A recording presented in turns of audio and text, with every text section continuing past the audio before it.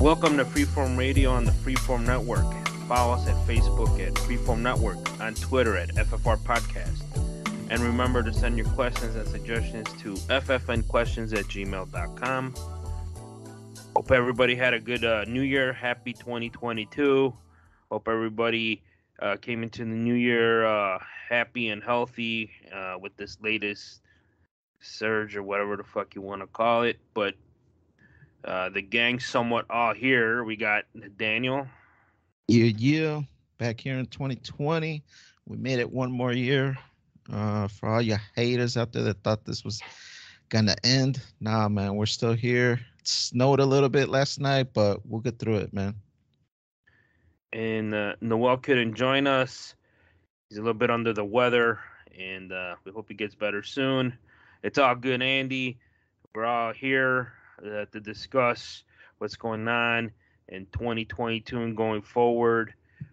We've been doing this for a while now, and we're glad we're still able to do it because it definitely is not for the financial gain from making the fucking show. But we're back, and let's see what Danny's up to. I see he started off or finished the year off with some gaming on the PS5 system here. He beat Alan Wake. I'm not sure what that's about, but what's going on? What's up with that game, Danny? Yeah, it is a PlayStation 5 game. And I've never played it before. It's actually like a remake, I think I want to say. No, a remaster. Remakes is when they redo the whole game from the bottom up.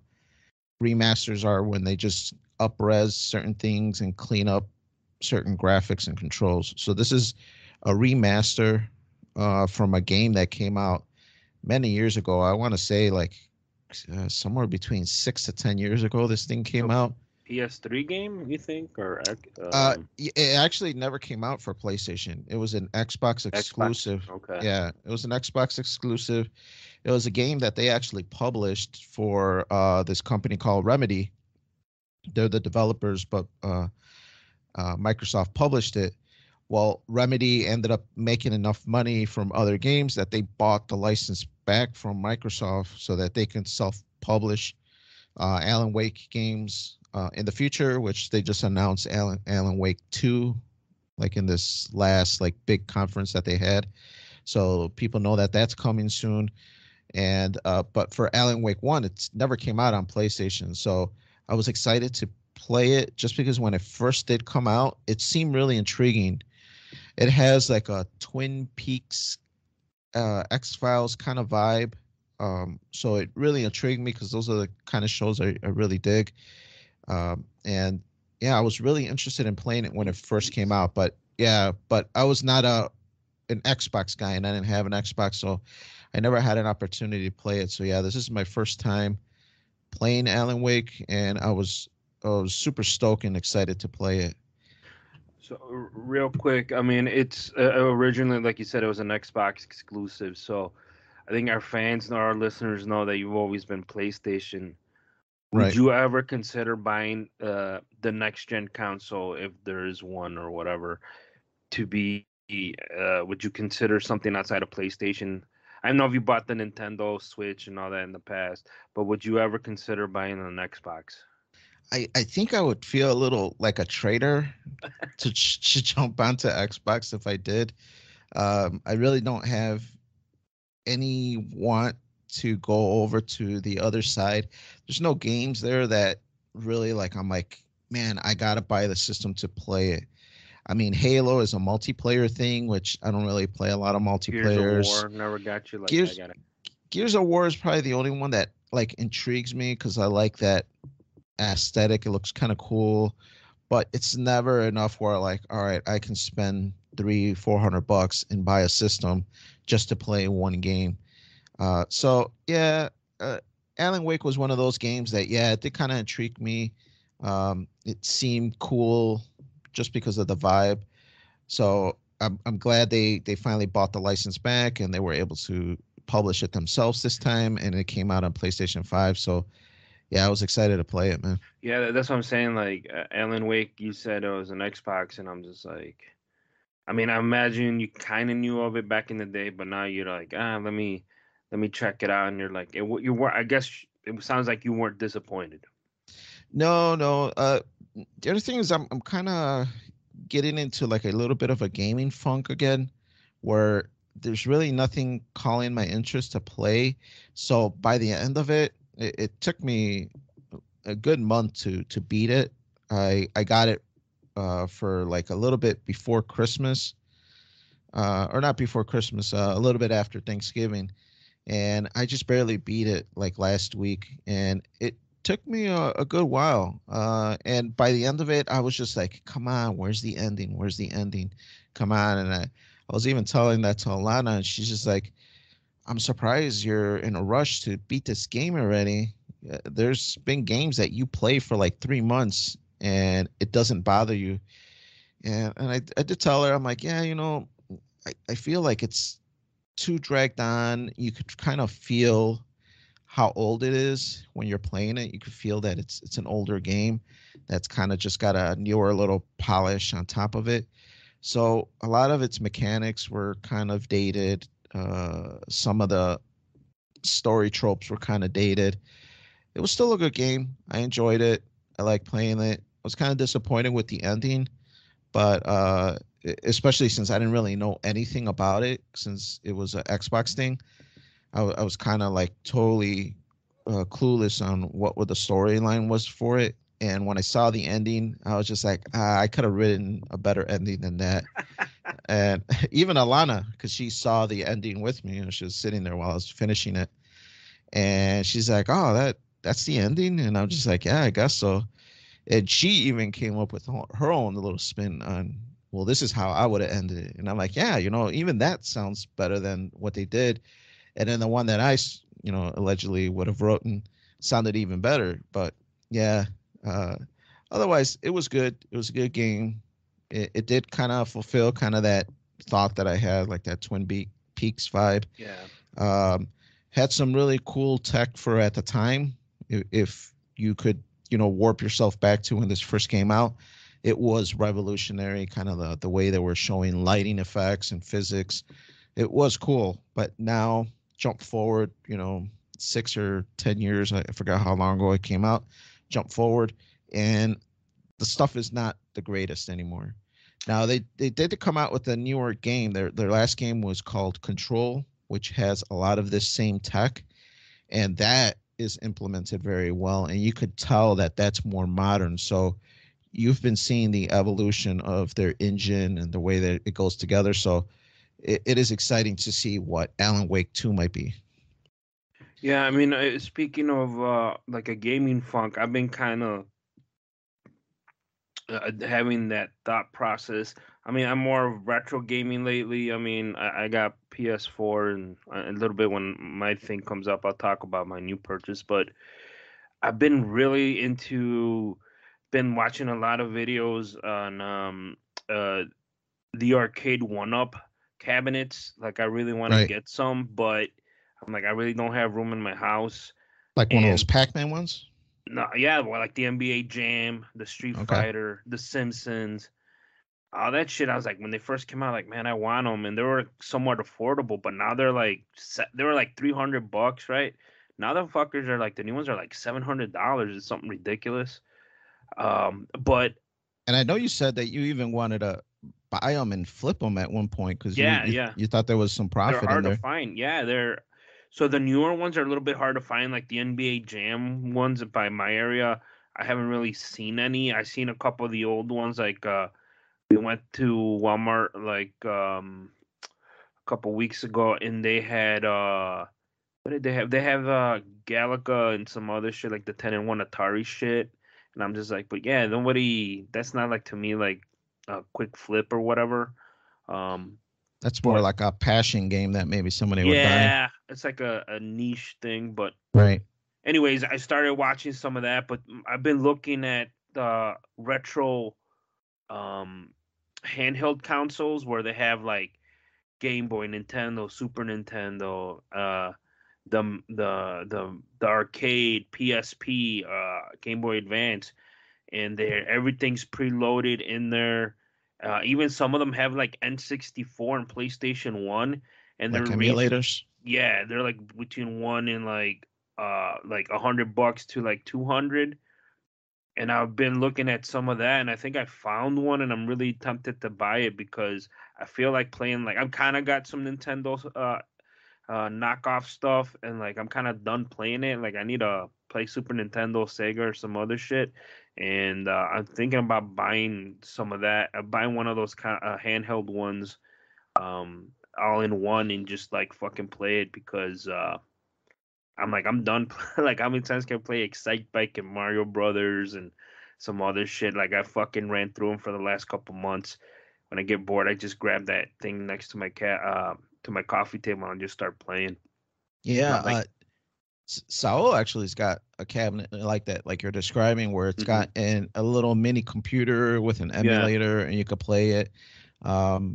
Except his is not a detachable controller to an actual arcade like cabinet, like a mini arcade cabinet, and it's got like 6 buttons and a yeah, joystick kind yeah. of thing, and that's it. So it's not like a typical handheld joystick thing. So yeah, if that's what you're kind of describing, yeah, No, it's more as Sal's got one like that. like a handheld one, Okay. like with like a 4 to 5 inch screen, and it Okay. has all the cabinet, all the buttons for all the consoles and arcade.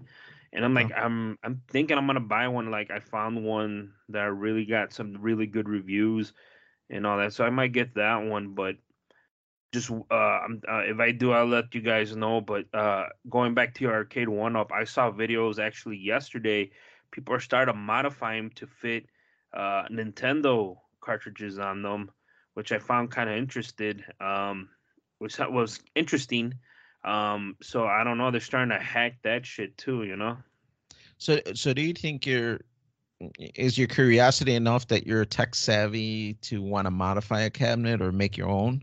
So no, what I saw, it's a kit. So certain models of the arcade one ups, they have a kit. If it has the speakers on the bottom, the panel where all the joysticks are, what I kind of understood from the video is they saw a whole that whole control panel. You just lift it up, and then you just put this thing in, and you connect a couple wires, and then there's a slot for you to put your Nintendo cartridges in there.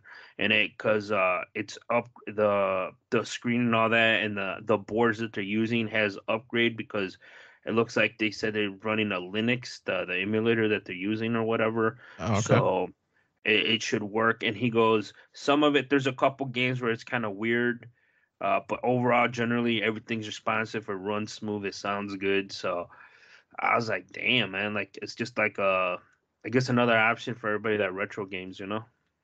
Yeah, it sounds interesting. Maybe when this podcast drops, if you could throw a picture on there, I'm kind of interested in seeing what this. I'm trying to visualize it, what this cabinet kind of looks like. So, yeah, definitely keep us up to speed.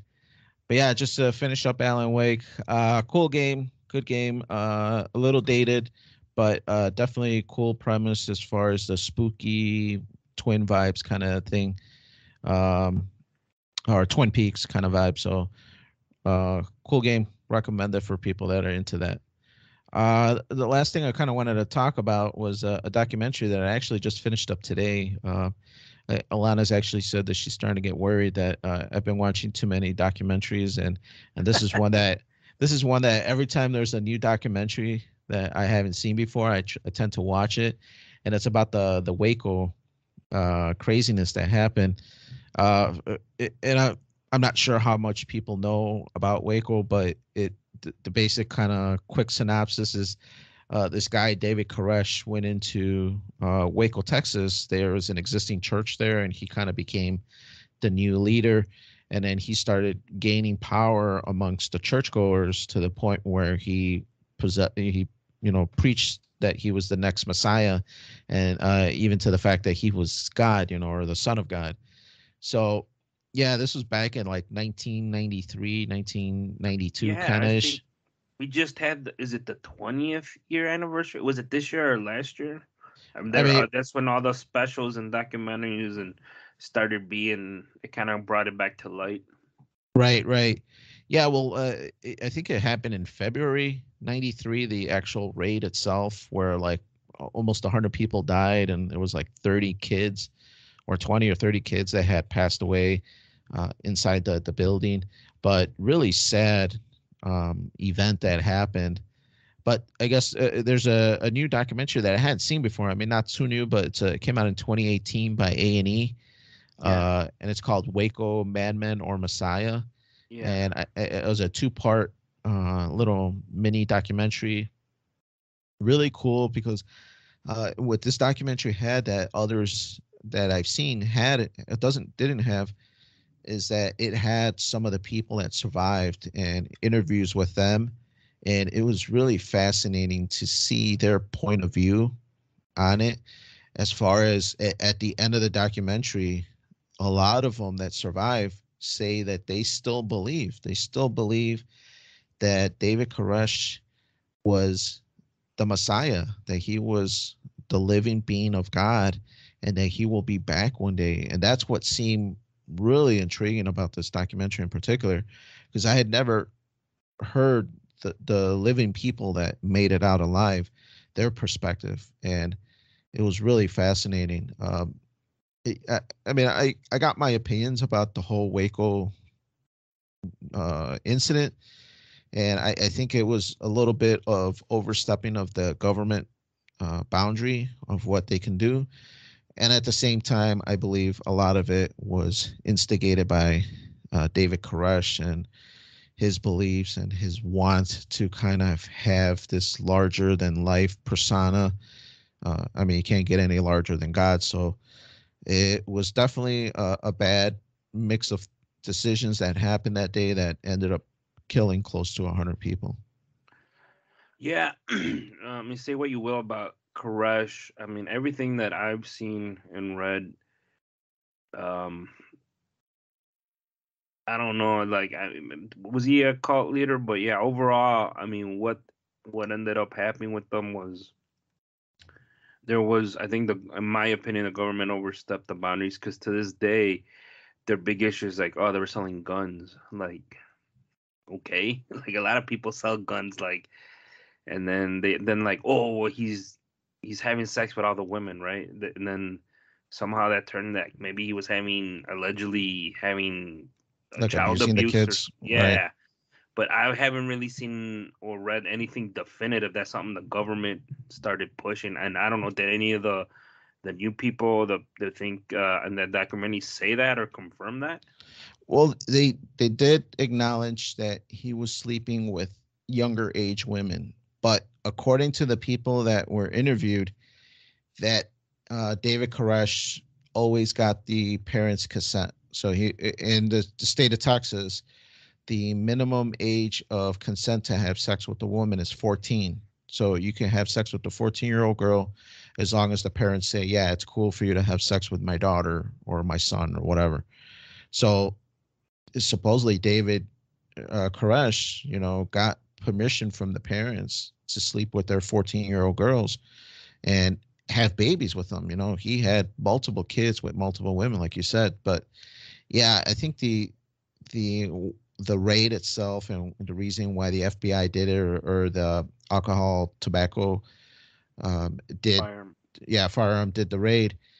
It it wasn't enough to for them to have this sort of response. But yeah, man, it is tragic. It is tragic for sure. Yeah, it was. I mean, I don't like to go back to it much, but there was a period where I looked into that a lot and saw a lot of documentaries, and the people that lived around them, I know they're kind of isolated, but they never really said anything bad about them. It's just the government's like, he's buying a lot of guns or he's selling them or something, and he preached the word, but I mean, he might have been kooky, but I mean, how that went down was kind of shocking. But yeah, I mean, I don't know. I like I said, I know, like you said, that's why we was having sex with uh or abusing girls. I mean, how young and all that. I mean, none of it matters. But I never really got anything.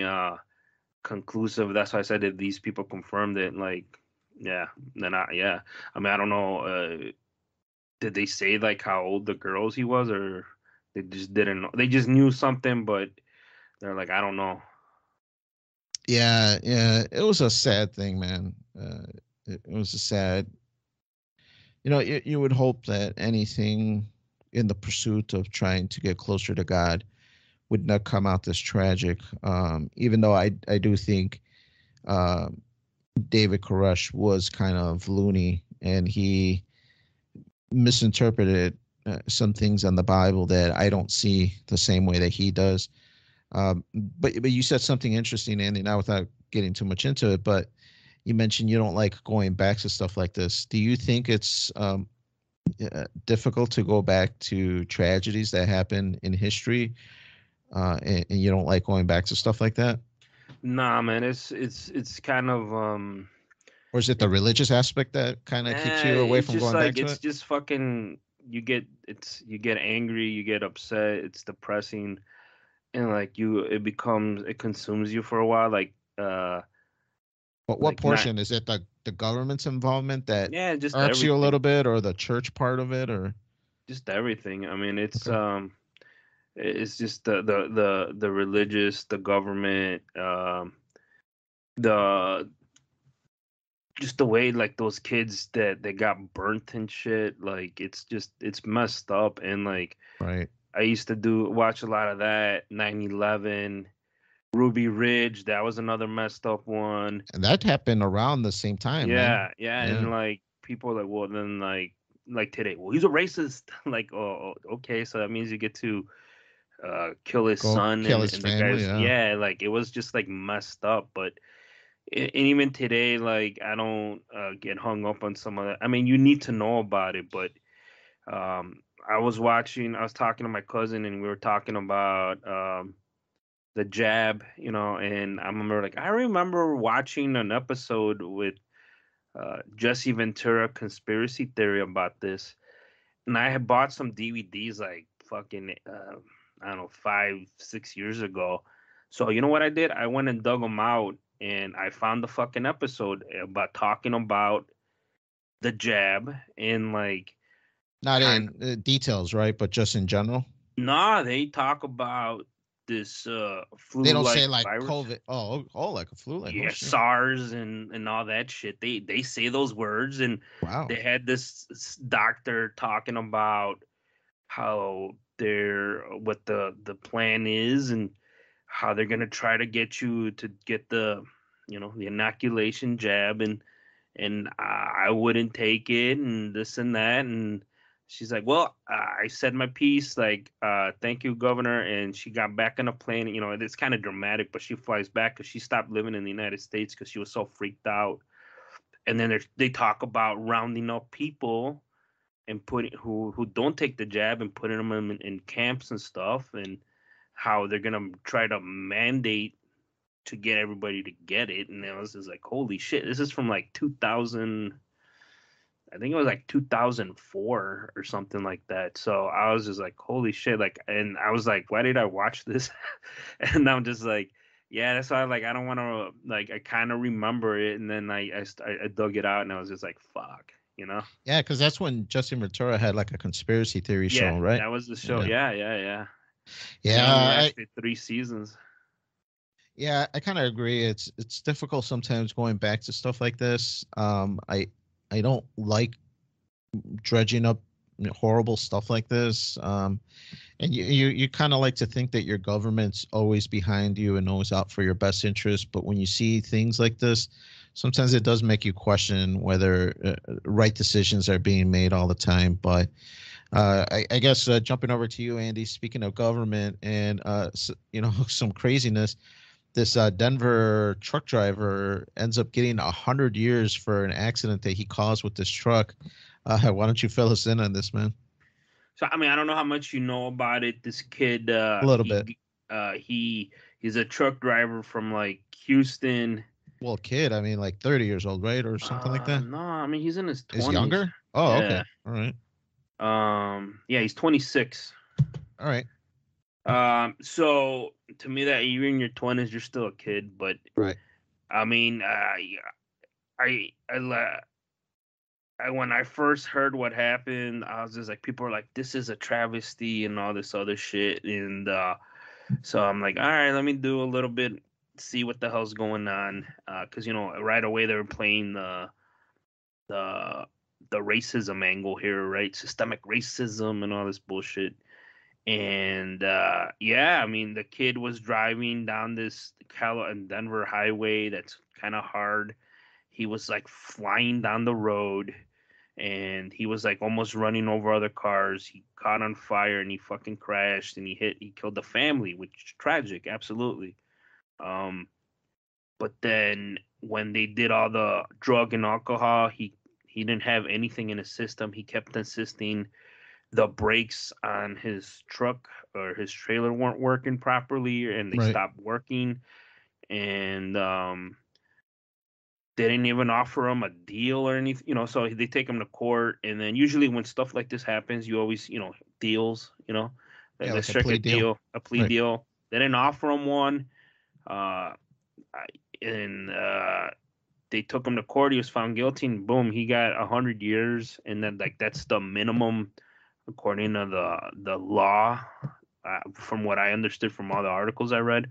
Right. And Well, it was 55 life sentences or something yes, like that. yeah, Yeah. yeah. Yeah. And the judge is like, "There's nothing I can do." And I got into it. I talked to somebody about it, and I'm like, "Well, to me, that's not racism. That's a economics things, because that guy didn't have a good lawyer and he got fucked. I mean, any good lawyer, I think, would have gotten him a deal. That's why you just heard how about allegedly they didn't offer anything. I mean, I didn't really dig into it, but I think if you had a really good lawyer, I think he could have got him something better. But I mean, he got railroaded, and we were gonna talk about it at the last recording, but we just didn't have enough time. And as of a couple of days ago, or right before the end of the year, I saw the governor gave him 10 years, reduced the sentence to 10 years, which is, yeah, I mean, I think that's, I don't want to say reasonable, but yeah, I mean, I think he should go to, it's some type of manslaughter. But yeah, I think 10 years is, yeah, I mean, That's a little more reasonable, I would think. Yeah. I think if he would have gotten less than 20, I think it is what it is. But 10 years, I think, yeah, they like, he definitely shouldn't have gotten 100. Right. Yeah, I don't know too many details about this incident. The only reason it even reached my purview was that the truck driver, was actually Cuban, and my wife's family is Cuban, so they brought it to my attention. And when I heard 100 years for the accident, I thought, I'm like, holy shit, that's a long time. I'm like, did this guy do what just happened in Wisconsin, where a van just plows through the street, killing like dozens of people? uh and on purpose was my thought, to justify 100 years. That's a long ass time. And I know that it was supposedly an accident. I think they confirmed that it was a malfunction in the truck, that the guy wasn't high, he wasn't drunk, he didn't really have a record that showed recklessness or anything like that. So when I heard these parts of the details, it did seem a little excessive, the amount of time. And then the other thing, I don't remember the details, but supposedly somebody in that same state had, I guess, at a school or something, ran a bus stop or drove around a bus and ended up killing like a kid or two, or the mom and dad or the parents, and a few people in that accident. And that lady only got 4 years in prison. Which then, once I heard that, I'm like, wow, 4 years compared to 100 years. And of course, that's what sprung up the whole, well, it's racist. This was a white lady that killed 4 people or half a dozen people or whatever it was, and she only got 4 years. And here's a Latino Cuban guy that is driving a truck, ends up killing a family, and he gets 100 years. Where's the justice in that? And I think they even found out that the lady that ended up killing these people at the school was high on something or drunk or something to that effect. Don't quote me. I don't know all the details. This is just hearsay that people were telling me about it. And I could tell that it was a really strong, passionate thing that my wife's family was concerned about, mostly about the Cuban aspect, that it was a Cuban driver, and they thought that he was being unjustly, accused and imprisoned or whatever. Yeah, to me, that's always like I always say. It's that to me is it's just the only color that's important is green. And if we would have had some money and got real fucking lawyers, I'm pretty sure he probably could have gotten a really better deal. It's just when you get those fucking public defendants or whatever, like I feel like you're gonna get so fucked, man. Like Right. it's like you're just getting like the bare bones minimum, and into in America, much as I hate to say it, you need money when you go to court because you need a good lawyer because uh, sometimes the system works, sometimes, but most of the time you need somebody there who knows what the fuck they're doing, and that costs money. If you get some, like I always say, like the what do they call it? The freemium, like you get the free shit. It's just like basic. Like nah, dude, you need premium shit here to navigate you through all that shit and get you deals because um yeah, that kid got. I mean, he got fucked, and to me, I think I blame that on his fucking lawyer. I mean, I felt like if he would have gotten a real lawyer, he would have been in that fucking mess. I mean, he doesn't deny what happened, like which I saw some interviews. He just like he just had. I personally think he had a shitty lawyer. I mean, he just if he would have had a real lawyer, I think he would have gotten uh, a better. He would have gotten a deal. And like leading up to that, after the sentence, there were a lot of in the trades, a lot of trucking companies and drivers saying they were going to boycott Colorado, and trucking and truck drivers is the backbone of America because they get shit moved around this country, and I don't want to say if that had any impact, but when I read that, I'm like, ooh, that might hurt them. So because people don't understand how much shit moves through trucks in this Right. fucking country. It's like almost everything. I mean, flights, yeah, but trucking is like the standard next to the railroad and shit.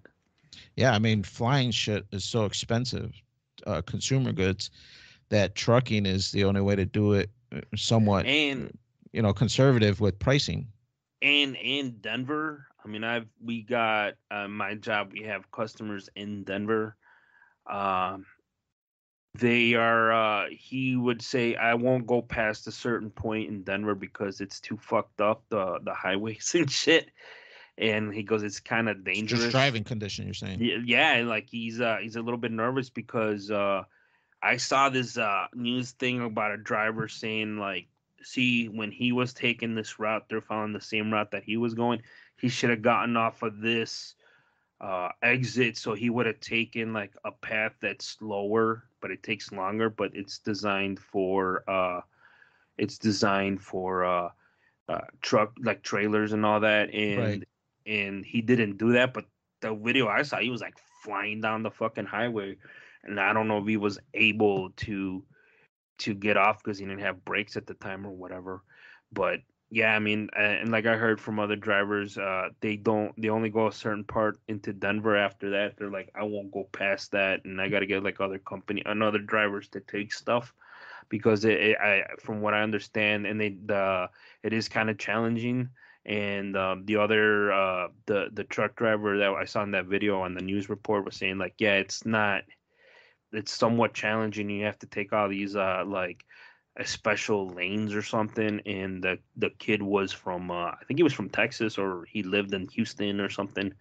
And I think he was driving a Conestoga. So um, what the thing that I saw that on fire. So I mean, it was it was the kid I think got the governor showed mercy in the 10 years.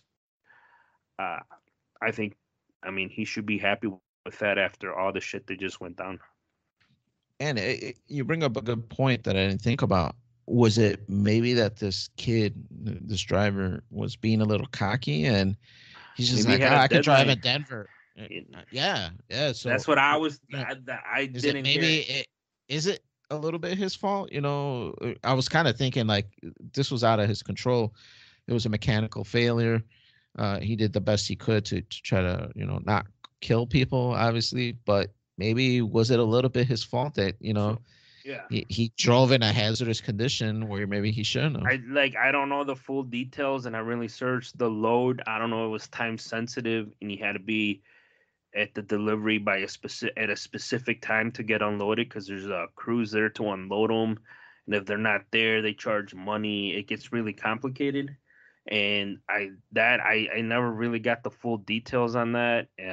But to be honest with you, I really didn't research it, so that's a whole nother thing that no one's really talking about. And because there's videos of him fucking hauling ass down the highway and like almost Really? Huh.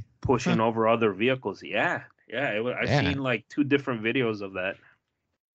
Wow, I'm gonna have to check this out. I'm telling you, the only little bit that I knew was my wife's family talking about it, and other than that, I didn't really hear about it in the news at the time. I didn't really keep up with it, but yeah, that's brings up a little wrinkle. So yeah, I mean, let us know what you guys think at ffnquestions@gmail.com if the governor did the right thing, or is there the system fucked them over? Um, when the judge didn't have, I think he said he didn't have no discretion on the sentencing. So let us know what you guys think. But let's move on to a lighter subject here. So after basically a year and a half of trying to find one, I was able to get a hold of a PS5.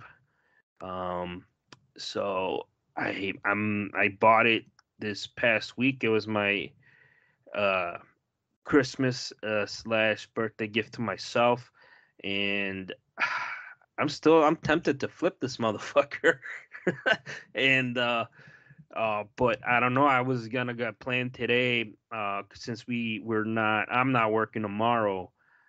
Maybe go buy a game later today, and see.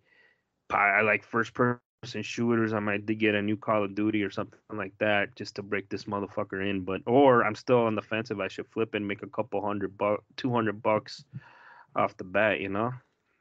I don't think you've mentioned it, but it's a PlayStation 5 that you bought, did you? Or Yeah, I bought a PlayStation oh, 5. Yeah. right. I kind of been looking for it since I I didn't remember when even it know came you. out last year, and then I'm like, I Yeah. could wait it. And then this Christmas, I'm like, I'm gonna try to find one. And man, I didn't have no fucking luck. And I somebody at man, work knew somebody that knew somebody, and they got me one.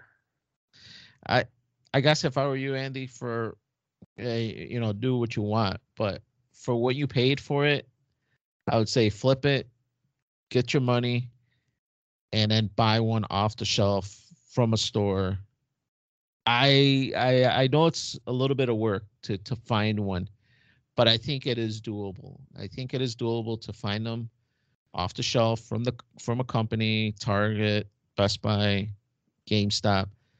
It just takes a little bit of work. I know you're on Twitter all the time, and that's probably the best avenue to find it. And I think I mentioned it before, but there's a Twitter follower, Wario64. He posts all the time.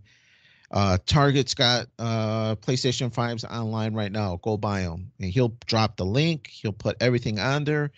Another one is PS5 stock news, I think. And that's another one where anytime any store, Best Buy just got in a dozen into the Chicagoland area, go onto online websites. And I've gone a few times. I've gone onto these links when I had my Twitter notifications on when I was searching for PlayStation 5s, and they would have them. They would have them there. You would go, you would add it to your cart, you would check it out, and it gave it to you. And I think it just takes a little bit of work. You definitely have to be on social media. You have to have your notifications on Twitter. If you wait and you got the notification an hour ago, they're probably all gone by now. It Yeah, has to be almost immediate. You get the notification and you go and get it. I got an email from Sony saying Right. they were like, we're gonna have PS5s available on this day, this time. Here's your fucking link. Get ready. So I made a fucking like a calendar reminder. I clicked on it. I think I jumped on like 2 minutes after that, and we're sold out. Like, what the fuck, man? It was like it disappeared immediately. I have the Target app, I have the Walmart app, and the Target app's a little bit better. They're like, you search it. They're like, if you see the PlayStations on there, click on it, and it'll tell you if there's available for you to pick up, or because you can't just go into the store. Hey, you got PlayStation. And they're like, go to the app. You have to go to the app. You have to go to the app. Right. And they didn't have them, and they were never available. Walmart, at least Walmart gave you an option to show where they have them at all the nearby stores around you. Nobody ever fucking had them. And then somebody at work's like, hey, so and so can get them if you're interested. And he gave me the right price, and it's less than what's going on for on the internet. And I'm just like, man, fuck it. Like, I should fucking flip this motherfucker. Make a couple extra $100 and then just wait till it become more readily available. And I mean, going into what, like, is this going into the second year, Dan? Right? Like, and I can't believe they're still this hard to find. Yeah, I think it's the shortages. Not only just the mass shortages because of COVID, but also the I forget what that The chip material. shortage, Yeah, the right? material in the chips that Yeah, it only comes from make like Africa or some shit, right? right, Some powder or some shit. right. So I think that's what makes it even more difficult. I think by next year, or this year that we're in now, I think things are going to cool down and they're going to be a little easier to find. But yeah, you're right. This whole year and a half or whatever, it's been very difficult to find one for sure. Yeah, so like, man, so like I was like last night I was thinking I was looking at games and all this other shit, and I was just like, man, I'm like, what should I buy? I mean, I don't really game as much, but I like first person shooters. I like my Call of Duties and some other shit, and I was looking at stuff, and I was just like mostly it probably be my Blu-ray player and some other shit. I might use some of the apps, but because lately I've been watching a lot of Blu-rays again, and my PS4 still does that great. Every once in a while, on my PS4, I notice if you pop in a DVD, uh, it takes a while for it to eject. I don't know what that means. It's only on the DVD. The games and the Blu-rays, no issues. It's only on the DVDs. So I mean, we'll see what happens. I mean, if anything, I'll know by today. After some football, we're gonna make some errands if I'll fucking buy a game or not. Because I still don't know too. I mean, I still haven't really researched that much on the PlayStation 5 games. Yeah, I think for you, a good first-person shooter, the Call of Duty, obviously the last one. The Got Cold War, or was it right? The Cold War is the no, last one. no. I think the Cold War was the one before, which also got pretty good reviews. Yeah, that's the one I Uh, want to play. Yeah. yeah, that's the one that looks interesting to me. It's got Ronald Reagan in it. It's got Mhm. Mhm. the old stuff, but it's the one after that. But to be honest, I think the one after that doesn't have a campaign. I think it's just online, and I don't think you really tend the The Cold War. Vanguard. No, Yeah, the Vanguard. Vanguard. Yeah, that was what I say. The Vanguard Vanguard is what I saw, but I'm like, Vanguard's the newest one, and supposedly it's awesome. They say, but I don't think it has a campaign. I think it's just just online. multiplayer online. Right. Yeah. But the Cold War one, that one does have a story and online, and I heard the story is really good. Yeah, man. Like, I don't know. Like I said, I like first person shooters. Maybe um I don't even know, dude. Like I'm not crazy about role RPs or whatever role playing ones, RPGs. Um I don't know. I gotta just go to like a store and just see what the fuck they got and what. Just go old school and look at the covers. That one looks badass, like, and do some of that shit.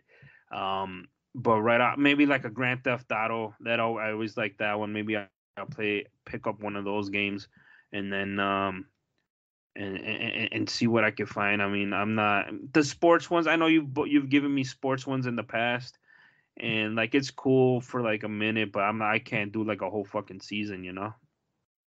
Yeah, no, for sure. Yeah, PlayStation's got some good stuff out there. Um, and I think you'll definitely find something shooter wise. I mean, there's tons of shooters out there. Even stuff for place that came out for PlayStation 4, they get up-resed and better performance typically when you play them on PlayStation 5. But right now, if you want that PlayStation 5 experience, I believe Vanguard is one of the ones that takes full advantage of the controller and specifics and gives you that haptic feedback on the triggers and gives you all that 3D audio stuff. So I think that's one of the ones that takes full advantage of the PlayStation 5, or more so than the other ones. So yeah, I mean, let me know. I'll buy something. I'll give my thoughts on it. I know you broke it down in the previous podcast, you and Noel, and you gave the guts of the system, and which were pretty impressive. So here we are, almost like I said, 2 years later, and I finally got my hands on one, and I'm thinking I'll probably end up keeping it, and then I got to get some games, and then play it, and then knock them out, and let the games collect dust, and then until the new fucking system comes out. But um, yeah, like I said, I'm glad I got it. Just the flipper in me is like, you can make a couple like 100, $200 right away, and we'll see, man. But I think I'm gonna end up keeping it. But with that being said, guys, we're gonna roll into an interesting. I know a lot of people have New Year's resolutions, and a lot of it's getting healthier. Uh, this kind of leads us into our article of the week. So this article is my article, and I've always talked about my journey and like losing weight. I've done it. I lost 100 pounds multiple times. But in all those times when I've lost weight, I've gone to the doctors, do my physical. Since I've been married, my wife's pretty good about getting me physicals. Uh, that's why I love her so much. She makes me go to the fucking doctor. But like always, people, you go to the doctor and their job is to tell you what's wrong with you. They're not gonna go, "Oh, you're great, 100%." And one of the things they always do is, even no matter if you go for a physical or anything you do, they always put you on that dreaded scale, Danny. I don't know if that's your doctor does that to you.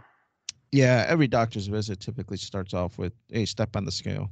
You fat fuck. And they do that. But so this article from CNN Health goes, this group they got these like business cards, and they call them "Don't Weigh Me" cards, aimed to reduce stress at the doctor's office. And a body positivity website created "Don't Weigh Me" cards, who are anxious or feel it's being stressful getting on the scale. And that says the cards read, "Please don't weigh me unless it's really medically necessary. And if you really need my weight, please tell me why so I can give you my informed consent," as shown. And they have pictures of the card. And then they're like, in the back of the card, they're like, "Most health conditions can be addressed without knowing my weight. And one reason is I pursue healthy behaviors regardless of my weight status," is another on the reasons. And the article goes on and on. And I found this very interesting. I mean, if you're going to the doctor, I mean, you want them to do, have their good intentions for you, for your health. I mean, to me, getting on the scale was always a part of it. And you always know, no matter what age you are or whatever, you're never gonna be happy with your weight.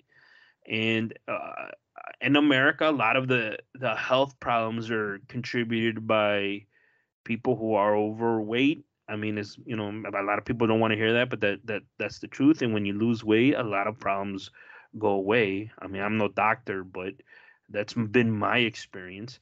After when I've lost a ton of weight, and um, when I saw this, I'm like, that's why I wish Noel was here, because he's I don't want to say he's the most healthiest, but he's very conscious of what he eats. He tries to lead a healthier lifestyle. I mean, we make an effort, me and Danny, but man, we carb out every once in a while, or more than once. But I don't know, Danny, are you gonna get this card when you go get your physical and go, don't fucking weigh me, dude? I'm like, I'm good to go. Just don't weigh me. I I think this is ludicrous, Andy. I got to be honest Wow, with Danny you. came out swinging. This is ridiculous. I don't get it. If you're gonna go see the doctor, your weight has a big portion of it. Now in the article it makes mention about this whole healthy has in every size. To me, that's bullshit. There isn't. Now, are there healthy people that are larger than life? Yes, there might be some. And are there sick people that are skinny and look healthy? Yes, there are those people too. But the majority of the percentage of skinny, athletic people are healthy, the vast majority. And the majority of heavy set people are unhealthy. The majority, I'm saying. So more than 50% of them. So your weight does have a bearing onto your health. Now, me, I'm not the skinniest of persons. Now, I don't consider myself like tremendously obese, but yeah, I could probably lose a few pounds and feel a little better. And like you Everybody said, can. yeah, yeah, Everybody can. Yeah. right. So to me, this is more snowflake shit. Like I'm so delicate. Don't touch me. Don't tell me. No, don't weigh me. Oh no, no. I get so much stress. It is stress. You're fat, dude. You're supposed to be losing weight. And if somebody needs to tell you that, then that is your first problem. You're in That's the denial. doctor's job to tell you that. Exactly. It's you're in denial. I know I'm heavier set, and I know that just like these people that, oh, I eat healthy regardless of my weight. Yeah, we would hope so. We would hope that people eat healthy regardless of their weight. But obviously something is not working, and this doctor is supposed to help you take it to that next level, because what you are doing is not working, lady or mister or whatever. You need help. You need somebody to help you. And if you feel sensitive about that, tough shit. Toughen up. Let this doctor tell you, hey, you're overweight. You need to do these things. Oh, well, I eat healthy. Okay, you eat healthy. Well, here's some other things you got to do. Do this, this, and this, and then come see me in 6 months and let's see where you're at. My doctor, he doesn't fat shame me, but he definitely looks at my weight, because I see the doctor every 6 months. I'm diabetic. I go see the doctor every 6 months, and every visit is started off with a weigh. I weigh myself, and then the doctor, that's the first thing he flips to the page. Oh, you lost 2 pounds from your last time. Okay, good job. Oh But do man, you get yeah. like, you take your shoes off, your pants and everything, and just stand in the No, middle of nowhere? Or you no, just like, no, no, no. Just a regular way. I mean, a regular way. And then this last time in particular, I had gained like 6 pounds. So when he saw me, he got out his book, and then he's just like, all right, let's see here. Oh, Daniel, you gained 6 pounds. Oh man, I guess the holidays are treating you good. And I'll be like, yeah, doctor, I'm sorry, man. I'll try to do better next time. All right, all right, all right. Your blood pressure looks good. Anything else? Any other problem? It just goes into, it's part of your health. The doctor needs to know your weight, and to have a card like this or even present it to me is ludicrous. It's so counterintuitive. Don't go to the doctor then. Stay your fat ass at home. Don't go to the doctor, and nobody's gonna tell you you're fat. Yeah. yeah. So I went to the website then, and I remember I was telling you before, like, yeah, I mean, some of this shit makes sense, but uh, the article states, a lot of people avoid going to the doctor because they're afraid what the scale is gonna tell them. To me, that means, well, okay, you're unhealthy, you just don't want to hear it. And then in their points, one of them, they go, being weighed before every appointment is a relatively new development in healthcare, and yet we know that BMI is not an effective indicator of individual health, except in select cases. Many people who live outside the U.S. don't understand these cards because it's a non-issue in many other countries. Stepping on the scale before every appointment, regardless for the reason, is not a global phenomenon. From what I can tell, it's particular in the U.S. healthcare system. He goes, I see no evidence that getting people's BMI before every appointment has improved our health and lowered our collective weight. And I see a lot of evidence that it does not harm significant portion of the population. Well, my doctor doesn't check my BMI. All he does is check my weight. He doesn't get out that little pinzas and start going on my arms and stuff like that. Well, then the BMI can be figured out from your height and how much you weigh. Okay, I'm sorry. They can figure that out. Yeah, right. As I'm telling you, it's to me, a good doctor is gonna tell you. I mean, I've gone to the doctor on physicals, and it's always like, yeah, lose weight. Yeah, go get this checked out. It could be nothing. Yeah, you could do this to help you with that. And like, he never goes, yeah, even when when I lost the most weight, I got down to like 160 pounds. He's like, oh yeah, I mean, you did a great job, but you need to do more of this and that and like lose another like 10 pounds. Like, you fucking serious me, dude? I lost like 100 and like fucking 80 pounds. And he still didn't tell me I was fucking healthy. And I was just like, this shit's unreal. And my doctor, like I said, he's been pretty good. He's when I first started going to him and I'd get my physicals, I would tell him like, he's like, do you drink? I'm like, yeah, I drink this and that. Yeah, cut back. He's like, do you smoke? Nah, not really. But he goes, I go, when I'm having a drink and I might be around friends, if someone has a cigarette, I might have, and he goes, why are you doing that? You're like fucking 40 plus years old, dude. Like, stop it. You know better. You know how bad that shit is for you. And I'm like, yeah, you're right. And like, he didn't say, I wasn't like, oh man, this guy's gonna trigger me. I got anxiety and shit. Like, how dare he talk down? I mean, that's his fucking job. You just fucking gotta take it, and whatever information he gives you, you make that decision based off that information. If you want somebody to fucking hold your hand, then I believe there are doctors like that. But right, you get something happens to you, and then you're gonna be like, well, the doctor never told me, and then you're gonna try to blame the doctor and shit. Now I know I was kind of talking a little forcefully there in the past right now, but I know people that have smoked all their lives and they've never had lung cancer. And I know people that didn't smoke a day in their life and they ended up developing lung cancer. Does stuff like that happen? Yes. But I think when you strive to be as healthy as you can, and your weight does play a portion in that, in my opinion, it gives you the most opportunity to live long, healthy, without any issues.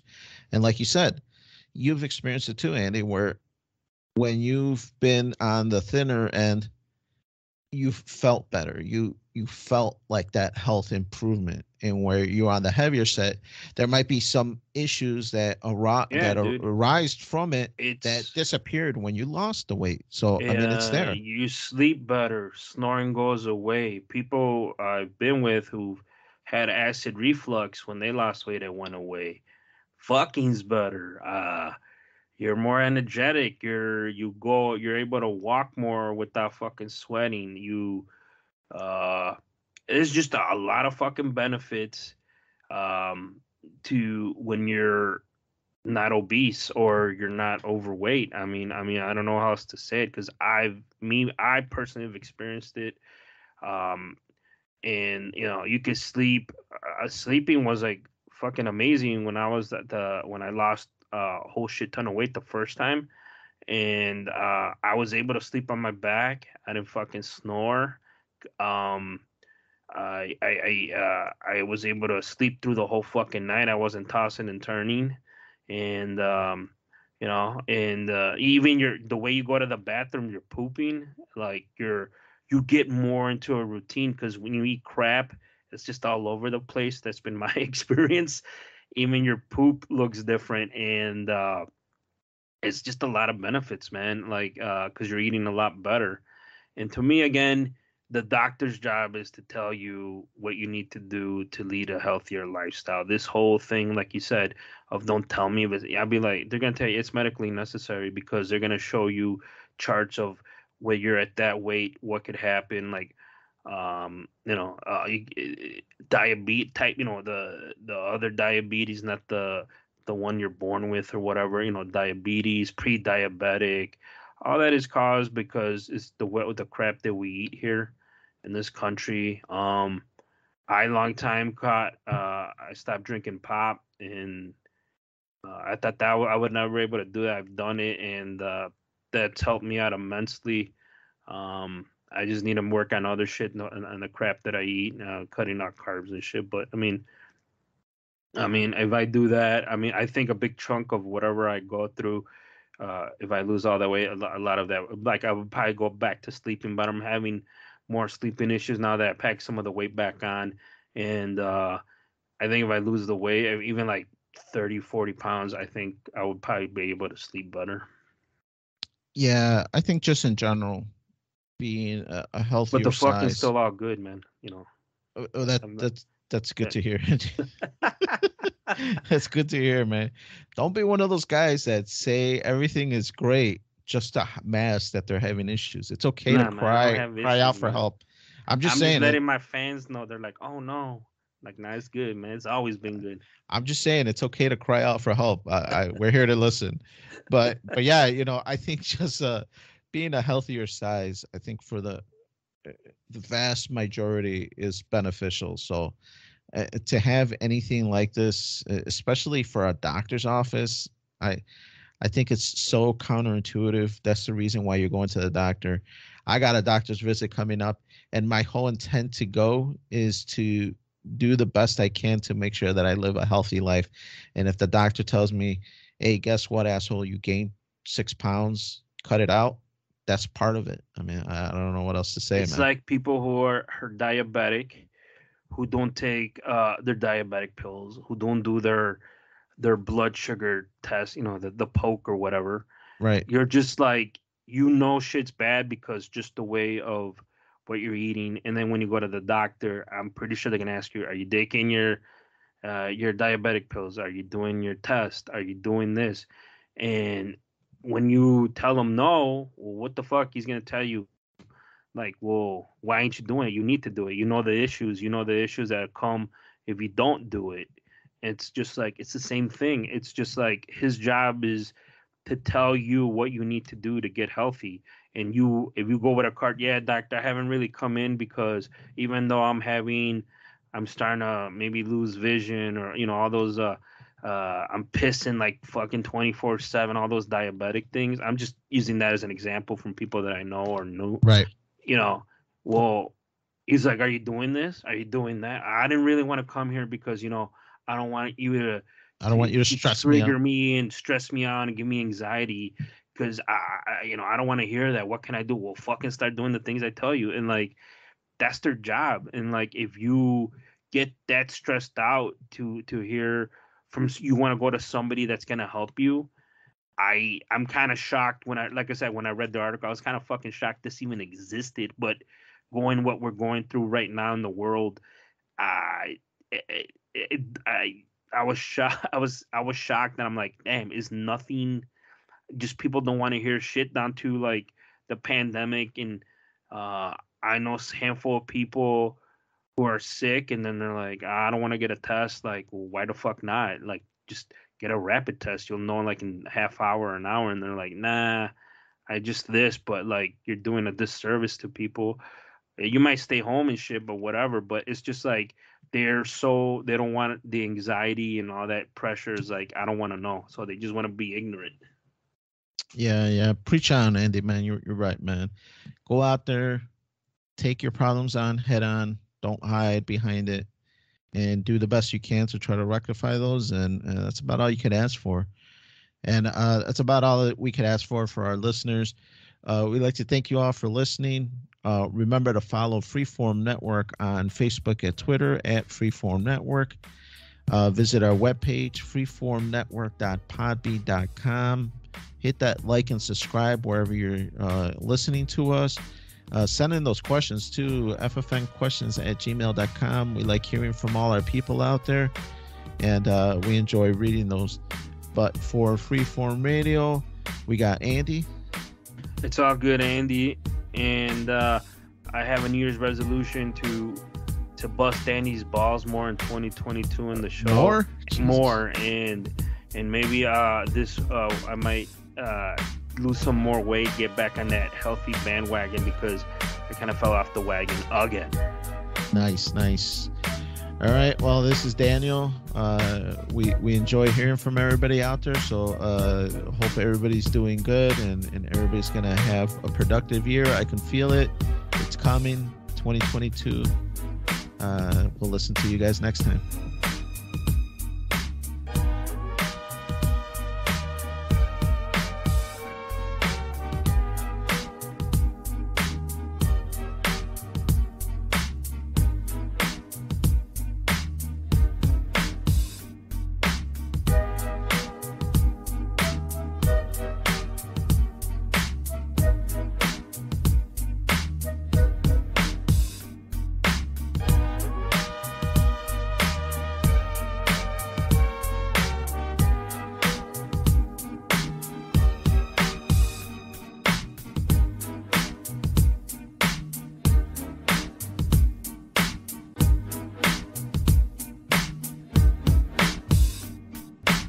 That was cool, Dad.